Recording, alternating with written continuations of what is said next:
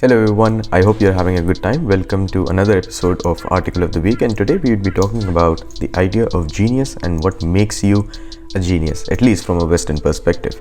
Now, I was reading this article and I had a lot of questions regarding the notion of genius because, as the author talks about the idea of IQ and the idea of creativity, he also mentions that it is men who are more likely to be interested in knowing what kind of a genius they are, or if they are even some form of genius, rather than women. And that gender difference right there was really interesting, and the author probably leaves it as like an open-ended question that you get to figure out, you get to pick your own explanation as to why that is. And more than that, we have different ideas of being a genius cross culturally. For example, let's just say you're born in Asia. You will be judged on the basis of how hard you work rather than how creative you appear to be or how good your ideas are. More than that, we have actually tried to develop an equation for genius, and I'm just going to read it out to you. So the equation for being a genius is G equals S into N into D. And now I'm going to break down all the variables for you.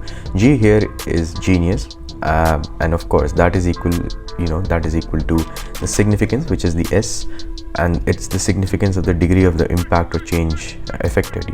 Like for example, what kind of a significance did you have with your idea or with your product in the market, right? And that multiplied by the number of people you reached. All right, let's just assume that you had the coronavirus vaccine and you developed it within a month of the coronavirus going worldwide, but what was the whole point if the world never actually got to see it, right? So that's your N, and the D is the time duration of impact, right? So for example, how long would this vaccine continue to affect the human population? That also matters a lot.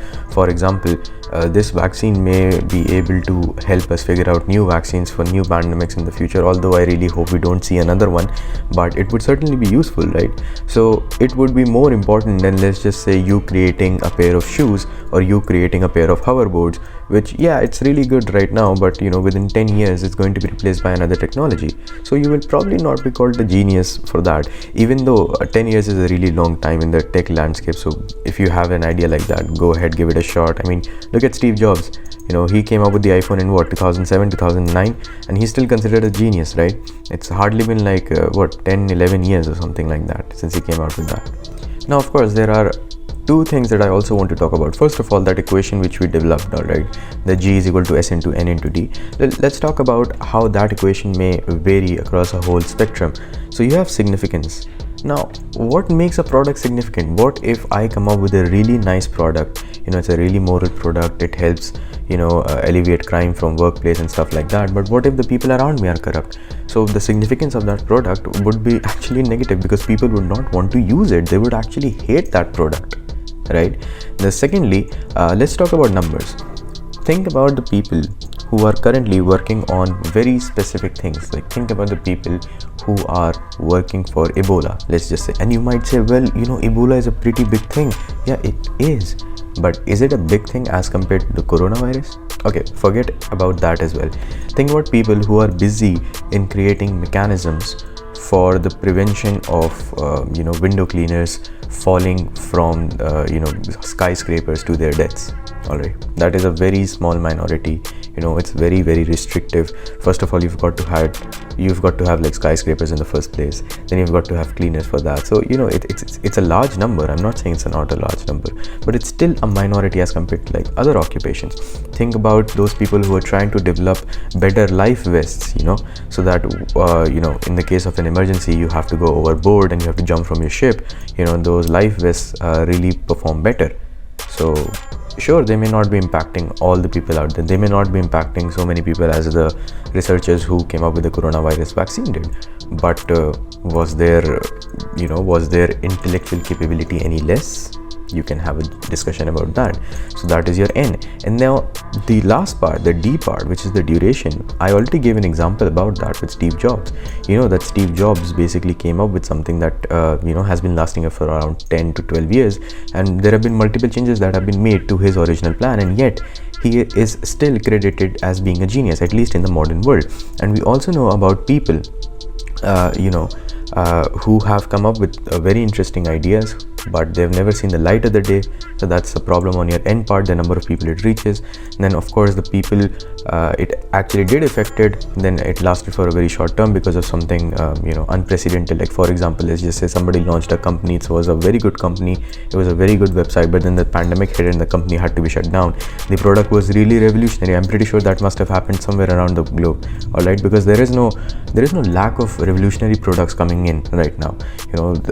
You and I really underestimate the amount of revolution that's going on within tech field and within the field of even classic literature, man. I mean, if you look at it, there are so many good theses being written out there, and we just never get to read them because all of them are like 500 pages long or more. So it's really hard. And the second thing that I want to point out is that, do you actually want to be a genius? I mean, think about the people that you have looked up to as a genius. You've got William Shakespeare, then you've got, you may look at Charles Bukowski, for example. You may consider him a literary genius. Hey, I'm not judging anyone here. As I said, the idea of genius can vary cross-culturally. Then you have got people like Ernest Hemingway.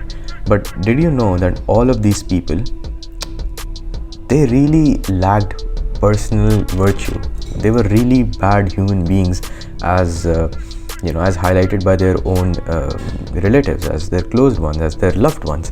I mean, take a look at what Martha Gellhorn has to say about Ernest Hemingway. She was the third wife of Ernest Hemingway, and she said, "A man must be a very great genius to make up for being such a loathsome human being." Imagine your own wife saying that about you. Now, I don't know about you, but if somebody said that about me, even if they were, fairly distant and, not even as close as a wife to me, I would be pretty much devastated. I would not like that at all.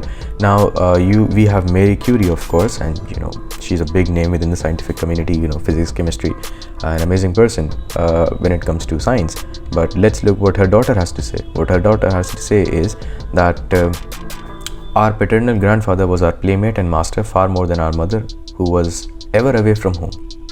Always kept at the laboratory, of which the name was endlessly rumbling in our ears. My young years were not happy ones. So, it's not exactly that good to be a genius if it comes at, the sacrifice of so many morals. We have all got examples of Charles Bukowski with, him being a drunkard, him being, somebody who was really directionless in life. It's only after that he died that he became so famous around the world that you see his quotes flying around Instagram all the time.